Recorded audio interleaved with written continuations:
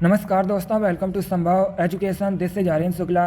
दोस्तों, आज की क्लास में हम भारतीय संविधान से संबंधित 25 इंपॉर्टेंट क्वेश्चन डिस्कस करेंगे। ये टॉप के क्वेश्चन होंगे। ये सभी क्वेश्चन UPSSC की परीक्षाओं में 2 से 3 बार पूछे गए हैं, तो आप लोग क्लास को ध्यान से देखिएगा। PET की परीक्षा में पॉलिटी से 5 क्वेश्चन पूछे जाएंगे। इसी प्रकार के क्वेश्चन होंगे दोस्तों। देखिएगा, डेली आपकी क्लासेस होंगी PET के लिए, तो आप लोग डेली सभी क्लासेस को ज्वाइन कीजिएगा। पूरी तैयारी आपको PET की इसी चैनल पर कराई जाएगी। क्लास के अंत में अपना स्कोर ज़रूर बताइए कि आपके कितना क्वेश्चन राइट निकले। जो क्वेश्चन पूछा जाए उसका आंसर आप लोग क्लास ख़त्म होने के बाद कमेंट बॉक्स में ज़रूर दीजिएगा। चलिए शुरू करते हैं आज की क्लास। क्वेश्चन नंबर फर्स्ट के लिए आंसर करिए। इंपॉर्टेंट क्वेश्चन है, बिकॉज ये क्वेश्चन UPSSC की परीक्षाओं में 2 से 3 बार पूछा गया है। आपको बताना है किस सदन को कभी भंग नहीं किया जा सकता है। ऑप्शन इस प्रकार हैं। Option number A Lok Sabha, option number B Rajya Sabha, या ऑप्शन नंबर सी दोनों, ऑप्शन नंबर डी है नन ऑफ दीज। आंसर करिए, बताइएगा किस सदन को कभी भंग नहीं किया जा सकता है। गुड। इसका right answer option number B होगा, Rajya Sabha. Yes, option number B correct answer है। राज्यसभा को दोस्तों कभी भंग नहीं किया जा सकता है, जबकि लोकसभा को भंग किया जा सकता है। तो आपका right answer option number B होगा। अब देखिए, अगर हम राज्यसभा की बात करें तो राज्यसभा को उच्च सदन के रूप में भी जाना जाता है। और एक क्वेश्चन एग्जाम में पूछा जाता है कि भारत में सबसे अधिक राज्यसभा सीट्स कहाँ पर हैं, तो ये दोस्तों उत्तर प्रदेश में है, 31। अब लोकसभा की अगर हम बात करें, लोकसभा को भारत में निम्न सदन के रूप में जाना जाता है। और क्वेश्चन पूछा जाता है कि लोकसभा की सबसे अधिक सीट्स कहाँ पर हैं, तो ये उत्तर प्रदेश में है, 80 सीट्स हैं। इन क्वेश्चंस को याद रखिएगा, क्योंकि यहाँ से एग्जाम में क्वेश्चन पूछे गए हैं। चलिए, क्वेश्चन नंबर फर्स्ट का ऑप्शन नंबर भी करेक्ट आंसर होगा। राज्यसभा को कभी भंग नहीं किया जा सकता है। आगे बढ़ते हैं। क्वेश्चन नंबर 2 के लिए आंसर करिए। क्वेश्चन है, भारत के उपराष्ट्रपति का कार्यकाल कितने वर्षों का होता है। बताइएगा, भारत के उपराष्ट्रपति का टेन्योर कितने वर्षों का होता है। बहुत अच्छे।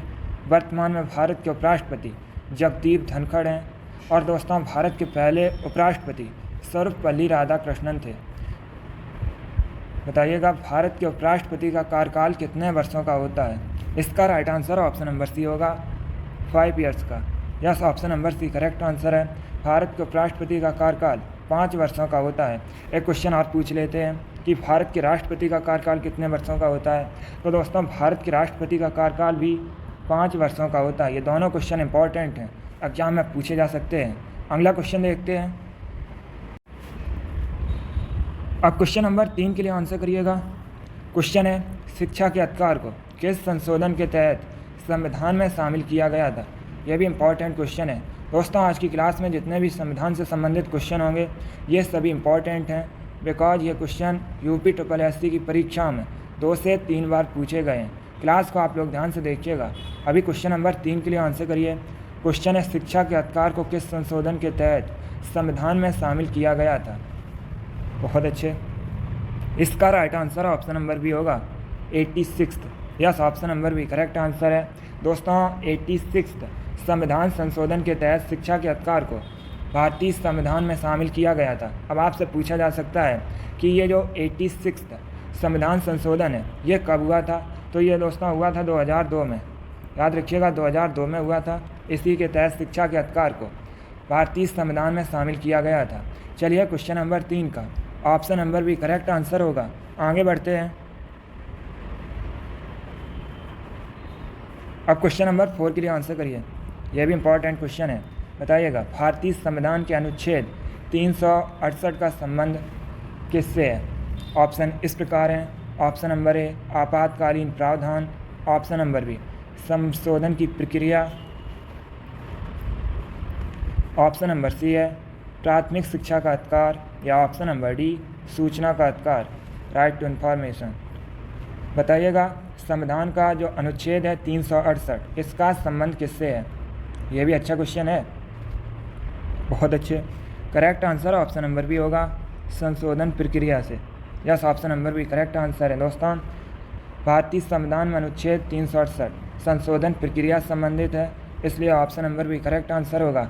एक क्वेश्चन एग्जाम में पूछा जाता है कि भारतीय संविधान में संशोधन प्रक्रिया किस देश के संविधान से ली गई है। आप लोग याद रखिएगा, साउथ अफ्रीका के संविधान से दोस्तों भारतीय संविधान में संशोधन की प्रक्रिया ली गई है। तो ऑप्शन नंबर भी आपका अभी राइट आंसर होगा। आगे बढ़ते हैं, क्वेश्चन नंबर 5 के लिए आंसर करिए। बताइएगा, निम्न संशोधनों में से किसे भारत का लघु संविधान भी कहते हैं। आपको बताना है निम्नलिखित अमेंडमेंट में से किसे मिनी कॉन्स्टिट्यूशन कहा जाता है भारत का। जल्दबाजी में आंसर मत दीजिए, पहले ध्यान से ऑप्शन पढ़िए, उसके बाद ही आंसर करिएगा। बहुत अच्छे, गुड। इसका right answer option number B होगा 42वां संविधान संशोधन। Yes, option number B correct answer है दोस्तों। 42वां संविधान संशोधन ये 1976 में हुआ था और इसे भारत का लघु संविधान मिनी कॉन्स्टिट्यूशन कहा जाता है। तो ऑप्शन नंबर भी आपका राइट आंसर होगा। आगे बढ़ते हैं, क्वेश्चन नंबर 6 के लिए आंसर करिए। इंपॉर्टेंट क्वेश्चन है। बताइएगा, भारतीय संविधान के अनुसार कौन मौलिक अधिकार नहीं है। ये 4 आपको ऑप्शन दिए गए हैं। ऑप्शन नंबर ए स्वतंत्रता का अधिकार, ऑप्शन नंबर बी नौकरी का अधिकार, ऑप्शन नंबर सी धार्मिक स्वतंत्रता का अधिकार या option number D none of these. अब आपको बताना है इसमें से कौन भारतीय संविधान के अनुसार मौलिक अधिकार नहीं है। अच्छा क्वेश्चन है, यहाँ से फंडामेंटल राइट से कन्फर्म है, एग्जाम में क्वेश्चन पूछे ही जाते हैं। अभी आप लोग आंसर करिए क्वेश्चन नंबर 6 के लिए। बहुत अच्छे, इसका right answer option number B होगा नौकरी का अधिकार। Yes, option number B correct answer है दोस्तों। नौकरी का अधिकार एक फंडामेंटल राइट नहीं है, तो ऑप्शन नंबर बी आपका राइट आंसर होगा। अब देखिएगा, एग्जाम में क्वेश्चन पूछा जाता है कि वर्तमान में मौलिक अधिकार कितने हैं। तो दोस्तों वर्तमान में 6 मौलिक अधिकार हैं। जब संविधान बना था उस समय 7 मौलिक अधिकार थे, लेकिन बाद में संपत्ति का अधिकार, इससे दोस्तों मौलिक अधिकार से हटाकर वैधिक अधिकार बना दिया गया। अभी कितने बचे हैं? 6 मौलिक अधिकार। अब आपसे एग्जाम में क्वेश्चन पूछा जा सकता है कि मौलिक अधिकार ये किस भाग में वर्णित है संविधान के। तो दोस्तों भाग 3 में मौलिक अधिकार का वर्णन किया गया है। अनुच्छेद 12 से 35 तक हैं, ये भी आप लोग याद रखिएगा। अनुच्छेद 12 से 35 तक इनका संविधान में वर्णन किया गया है। चलिए, क्वेश्चन नंबर 6 का ऑप्शन नंबर भी करेक्ट आंसर होगा। आगे बढ़ते हैं, अब क्वेश्चन नंबर 7 के लिए आंसर करिए। बताइएगा, नगर पालिका का कार्यकाल कितने वर्षों का होता है। आपको बताना है नगर पालिका का कार्यकाल कितने वर्षों का होता है। बहुत अच्छे, डेली आपकी क्लासेस होती हैं स्पेशल आपके एग्ज़ाम के लिए, तो आप लोग डेली सभी क्लासेस को ज्वाइन कीजिएगा। बहुत अच्छे, इसका right answer option number C होगा 5 ईयर का। Yes, option number C correct answer है। नगर पालिका का कार्यकाल 5 वर्षों का होता है। आगे बढ़ते हैं, क्वेश्चन नंबर 8 के लिए आंसर करिए। वर्तमान में दिल्ली के उपराज्यपाल कौन है। आपको बताना है वर्तमान में दिल्ली के उपराज्यपाल कौन है। करंट से संबंधित क्वेश्चन है। बहुत अच्छे, गुड। बताइएगा, वर्तमान में दिल्ली के लेफ्टिनेंट गवर्नर कौन है। ए मनोज सिन्हा, बी अनिल बैजल, सी किरण बेदी या डी नन ऑफ दीज। इसका right answer option number D होगा, इनमें से कोई नहीं, नन ऑफ दीज। क्योंकि दोस्तों विनय कुमार सक्सेना ये वर्तमान में दिल्ली के उपराज्यपाल हैं, तो ऑप्शन नंबर डी आपका राइट आंसर होगा। अब अगर हम ऑप्शंस के बारे में बात करें, मनोज सिन्हा वर्तमान में जम्मू और कश्मीर के उपराज्यपाल हैं। किरण बेदी ये भारत की पहली महिला IPS हैं। इतना आप लोग याद रखिएगा। चलिए आगे बढ़ते हैं, क्वेश्चन नंबर 9 के लिए आंसर करिए। अच्छा क्वेश्चन है, UP SSC की परीक्षाओं में पूछा हुआ क्वेश्चन है। आपको बताना है जून 2014 में आंध्र प्रदेश के विभाजन के बाद किस राज्य का गठन किया गया था।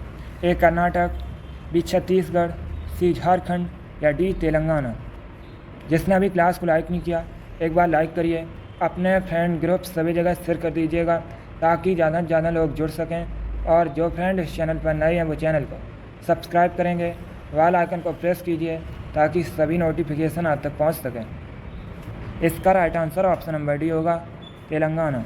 Yes, option number D correct answer होगा। 2014 में आंध्र प्रदेश से अलग करके तेलंगाना राज्य का गठन किया गया था। इसलिए option number D correct answer होगा। ये दोस्तों भारत का 28वां राज्य है। चलिए आगे बढ़ते हैं। क्वेश्चन नंबर 10 के लिए आंसर करिए। आपको बताना है भारत के मुख्य चुनाव आयुक्त को कौन नियुक्त करता है। यह भी अच्छा क्वेश्चन है, बताइएगा भारत के मुख्य चुनाव आयुक्त की नियुक्ति कौन करता है। ए राष्ट्रपति, बी प्राइम मिनिस्टर, सी संसद या डी भारत का मुख्य न्यायाधीश।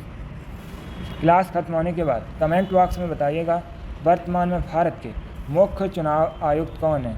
इसका आंसर आप लोग कमेंट बॉक्स में दीजिएगा क्लास खत्म होने के बाद। Good. Correct answer option number A होगा, राष्ट्रपति। Yes, option number A correct answer है। भारत के मुख्य चुनाव आयुक्त की नियुक्ति राष्ट्रपति करता है। आगे बढ़ते हैं।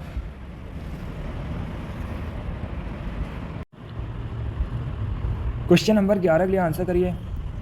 इंपॉर्टेंट क्वेश्चन है, बताइए भारत में सबसे बड़ी विधानसभा किस राज्य में है।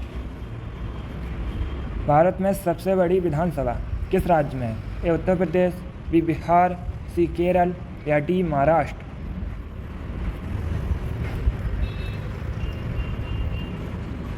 इसका right answer option number A होगा, Uttar Pradesh. Yes, option number A correct answer है। भारत में उत्तर प्रदेश की विधानसभा सबसे बड़ी है, क्योंकि दोस्तों यहाँ पर विधानसभा की 403 सीट्स हैं। ये भी आपसे पूछा जा सकता है कि उत्तर प्रदेश में विधानसभा की कितनी सीट्स हैं, तो याद रखिएगा 403। क्षेत्रफल की दृष्टि से उत्तर प्रदेश भारत में चौथे स्थान पर है।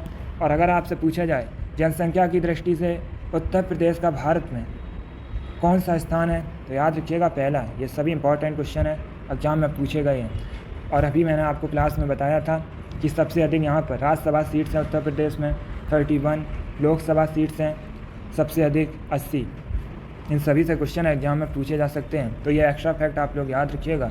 चलिए क्वेश्चन नंबर 11 का option number A correct answer होगा। आगे बढ़ते हैं। क्वेश्चन नंबर 12 के लिए आंसर करिए। आपको बताना है भारत के पहले उप प्रधानमंत्री कौन थे। बताइएगा भारत के पहले उप प्रधानमंत्री कौन थे। गुड। इसका right answer option number A होगा, सरदार वल्लभ भाई Patel. Yes, option number A correct answer है दोस्तों। भारत के पहले उप प्रधानमंत्री सरदार वल्लभ भाई पटेल थे, इसलिए option number A correct answer होगा। एक क्वेश्चन यूपी SSC की परीक्षा में कई बार पूछा गया है कि बारडोली सत्याग्रह का नेतृत्व किसने किया था, तो आप लोग याद रखिएगा सरदार वल्लभ भाई पटेल ने दोस्तों बारडोली सत्याग्रह का नेतृत्व किया था। ये क्वेश्चन कई बार यूपी SSC अपनी परीक्षा में पूछ चुका है। आगे बढ़ते हैं। क्वेश्चन नंबर 13 के लिए आंसर करिए। ये क्वेश्चन इंपॉर्टेंट है, क्योंकि दोस्तों इस क्वेश्चन को यूपी SSC ने एग्जाम में कई बार पूछा है। क्वेश्चन है संविधान सभा का अस्थायी अध्यक्ष कौन था। आपको बताना है संविधान सभा का अस्थायी अध्यक्ष कौन था। Option number A C Rajagopalachari, B doctor Rajendra Prasad, C doctor Sachchidanand Sinha या डी जवाहरलाल नेहरू। बहुत अच्छे। इसका right answer option number C होगा, doctor Sachchidanand Sinha. Yes, option number C correct answer है। डॉक्टर सच्चिदानंद सिन्हा ये संविधान सभा के अस्थायी अध्यक्ष थे, तो ऑप्शन नंबर सी आपका राइट आंसर होगा। एक क्वेश्चन और एग्जाम में पूछा जाता है कि संविधान सभा के स्थायी अध्यक्ष कौन थे, तो आप लोग याद रखिएगा डॉक्टर राजेंद्र प्रसाद दोस्तों संविधान सभा के स्थायी अध्यक्ष थे, और ये आगे चलकर भारत के पहले राष्ट्रपति बने। अब अगर हम ऑप्शन नंबर ए की बात करें, सी राजगोपालाचारी, ये दोस्तों स्वतंत्र भारत के पहले गवर्नर जनरल थे। और ऑप्शन नंबर डी की अगर हम बात करें, जवाहरलाल नेहरू, ये भारत के पहले प्रधानमंत्री थे। तो ये चारों ऑप्शंस आपके एग्जाम के लिए इंपॉर्टेंट हैं, इनके बारे में याद रखिएगा। आगे बढ़ते हैं। क्वेश्चन नंबर 14 के लिए आंसर करिए। इंपॉर्टेंट क्वेश्चन है, आपको बताना है जब भारतीय संविधान बना था उस समय अनुसूचियों की संख्या क्या थी। जब भारतीय संविधान बना तब इसमें अनुसूचियाँ कितनी थीं। Good. Correct answer option number B होगा, 8। Yes, option number B correct answer है। जब भारतीय संविधान बना उस समय अनुसूचियाँ 8 थीं। अगर आपसे अब क्वेश्चन पूछा जाए कि वर्तमान में भारतीय संविधान में कितनी अनुसूचियाँ हैं, तो याद रखिएगा 12। यह भी इंपॉर्टेंट क्वेश्चन है। अगला क्वेश्चन देखते हैं। क्वेश्चन नंबर 15 के लिए आंसर करिए। बताइएगा भारत के निर्वाचन आयोग का संबंध किस अनुच्छेद से है। क्वेश्चन नंबर 15 के लिए आंसर करिए। किस अनुच्छेद में भारतीय निर्वाचन आयोग का वर्णन किया गया है। यह भी इम्पोर्टेंट क्वेश्चन है। गुड। इसका right answer option number C होगा अनुच्छेद 324 article 324। Yes, option number C correct answer है। अनुच्छेद 324 में भारतीय निर्वाचन आयोग का वर्णन किया गया है, तो ऑप्शन नंबर सी आपका राइट आंसर होगा। आगे बढ़ते हैं। क्वेश्चन नंबर 16 के लिए आंसर करिए। क्वेश्चन है राज्य में आपातकाल के समय राज्य का शासन किसके हाथ में रहता है। यह भी अच्छा क्वेश्चन है। जब दोस्तों राज्य में आपातकाल लगता है तो उस समय राज्य का शासन किसके हाथ में रहता है, ये आपको बताना है। ए राष्ट्रपति, बी मुख्यमंत्री, सी प्राइम मिनिस्टर या डी मुख्य न्यायाधीश। इसका correct answer option number A होगा राष्ट्रपति। Yes, option number A correct answer है। राज्य में आपातकाल के समय राज्य का शासन राष्ट्रपति के हाथ में रहता है, तो option number A correct answer होगा। आगे बढ़ते हैं। क्वेश्चन नंबर 17 के लिए आंसर करिए। आपको बताना है भारतीय बिस्मार्क के रूप में किसे जाना जाता है। बताइएगा भारतीय बिस्मार्क के रूप में किसे जाना जाता है। ए सरदार वल्लभ भाई पटेल, बी सुभाष चंद्र बोस, सी भगत सिंह या डी बाल गंगाधर तिलक। गुड। इसका right answer option number A होगा सरदार वल्लभ भाई Patel. Yes, option number A correct answer है। सरदार वल्लभ भाई पटेल को भारतीय बिस्मार्क के रूप में जाना जाता है, क्योंकि दोस्तों इन्होंने भारत के स्वतंत्र होने के बाद भारत का एकीकरण किया था, इसीलिए इन्हें भारतीय बिस्मार्क के रूप में जाना जाता है। तो ऑप्शन नंबर ए आपका राइट आंसर होगा। आगे बढ़ते हैं। क्वेश्चन नंबर 18 के लिए आंसर करिए। बताइएगा राष्ट्रपति को राष्ट्रपति पद की शपथ कौन दिलाता है। ये भी अच्छा क्वेश्चन है। वर्तमान में भारत की राष्ट्रपति द्रौपदी मुर्मू हैं। अब बताइएगा राष्ट्रपति को राष्ट्रपति पद की शपथ कौन दिलाता है। ए भारत का मुख्य न्यायाधीश, बी भारत का उपराष्ट्रपति, सी राज्यपाल या डी लोकसभा अध्यक्ष। गुड। इसका right answer option number A होगा भारत का मुख्य न्यायाधीश।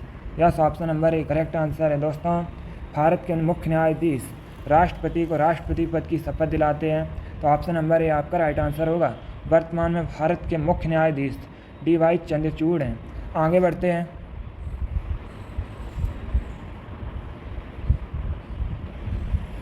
क्वेश्चन नंबर 19 के लिए आंसर करिए। बताइएगा भारत में राजनीतिक शक्ति का मुख्य स्रोत क्या है। क्वेश्चन है भारत में राजनीतिक शक्ति का प्रमुख स्रोत क्या है। ये भी अच्छा क्वेश्चन है। इसका right answer option number A होगा भारत की जनता। Yes, option number A correct answer है भारत की जनता। ये दोस्तों भारत में राजनीतिक शक्ति का प्रमुख स्रोत है, तो ऑप्शन नंबर ए आपका राइट आंसर होगा। आगे बढ़ते हैं। क्वेश्चन नंबर 20 के लिए आंसर करिए। UP-SSC इस क्वेश्चन को कई बार एग्जाम में पूछ चुकी है। आपको बताना है कोई विधेयक धन विधेयक है या नहीं, इसका डिसीजन कौन करता है। कोई विधेयक धन विधेयक है या नहीं, इसका निर्णय कौन लेता है। ए लोकसभा अध्यक्ष, बी प्राइम मिनिस्टर, सी प्रेसिडेंट या डी संसदीय समिति। Correct answer option number A होगा लोकसभा अध्यक्ष। Yes, option number A correct answer है। कोई विधेयक धन विधेयक है या नहीं, इसका डिसीजन लोकसभा अध्यक्ष करते हैं, तो ऑप्शन नंबर ए आपका राइट आंसर होगा। एक क्वेश्चन और एग्जाम में पूछ लेते हैं कि धन विधेयक इसे कहाँ पर पारित किया जाता है, तो इसे दोस्तों लोकसभा में पारित किया जाता है और वर्तमान में लोकसभा अध्यक्ष ओम बिरला हैं। आगे बढ़ते हैं। क्वेश्चन नंबर 21 के लिए आंसर करिए। आपको बताना है शिक्षा एजुकेशन ये किस सूची का विषय है। ऑप्शन पढ़ लीजिए। ए संघ सूची, बी राष्ट्र सूची, सी समवर्ती सूची या डी अवशिष्ट विषय। Correct answer option number C होगा समवर्ती सूची concurrent list. Yes, option number C correct answer होगा। एजुकेशन समवर्ती सूची का विषय है। आगे बढ़ते हैं। क्वेश्चन नंबर 22 के लिए आंसर करिए। आपको बताना है भारत का संविधान कैसा संविधान है।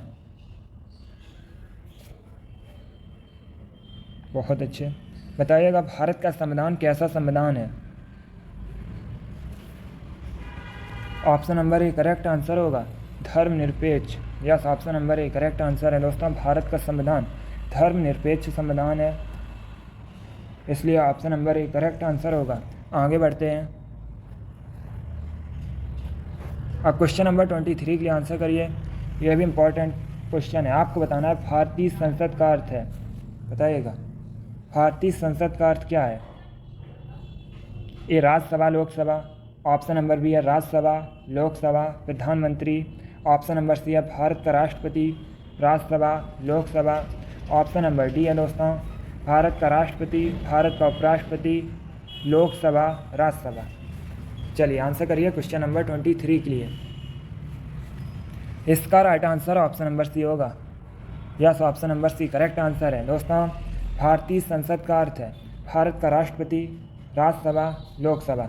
ऐसे भी क्वेश्चन पूछ लेते हैं कि भारतीय संसद के कितने अंग हैं, तो याद रखिएगा 3 अंग होते हैं। कौन कौन? भारत का राष्ट्रपति राज्यसभा लोकसभा। चलिए क्वेश्चन नंबर 23 का option number C correct answer होगा। आगे बढ़ते हैं।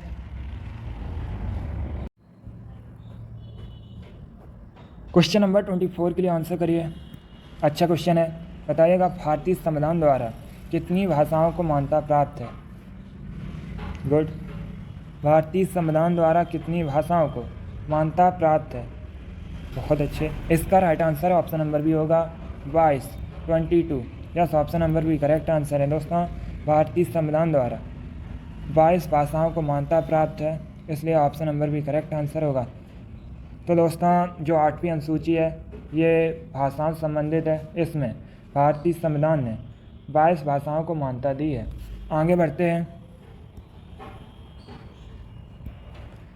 क्वेश्चन नंबर 25 के लिए आंसर करिए। आज का लास्ट क्वेश्चन है। आपको बताना है भारत के संविधान के किस अनुच्छेद में मौलिक कर्तव्यों का वर्णन है। बताइएगा भारतीय संविधान के अनुच्छेद में मौलिक कर्तव्यों का वर्णन है। इसका राइट आंसर ऑप्शन नंबर भी होगा अनुच्छेद 51A। Yes, option number A correct answer होगा। जिसने भी क्वेश्चन नंबर 25 का ऑप्शन नंबर ए दिया है उनका राइट आंसर है। वेरी गुड, बहुत अच्छे दोस्तों। चलिए दोस्तों, आज की क्लास में हमने भारतीय संविधान से संबंधित 25 इंपॉर्टेंट क्वेश्चन डिस्कस किए। ये सभी टॉप के क्वेश्चन थे। ये सभी क्वेश्चन UPSSC की परीक्षाओं में पूछे हुए क्वेश्चन हैं। आई होप ये सभी क्वेश्चन आपको समझ आए होंगे। सो क्लास को लाइक करिए, शेयर करिए। चैनल पर नए हैं तो चैनल को सब्सक्राइब कीजिए, बेल आइकन को प्रेस कीजिए ताकि सभी नोटिफिकेशन आप तक पहुंच सकें। डेली आपकी क्लासेस होती हैं स्पेशल आपके एग्ज़ाम के लिए, तो आप लोग डेली सभी क्लासेस को ज्वाइन कीजिएगा। इसी के साथ मैं आपको मिलूँगा अगली क्लास में। Thank you guys, thank you for watching. God bless you all.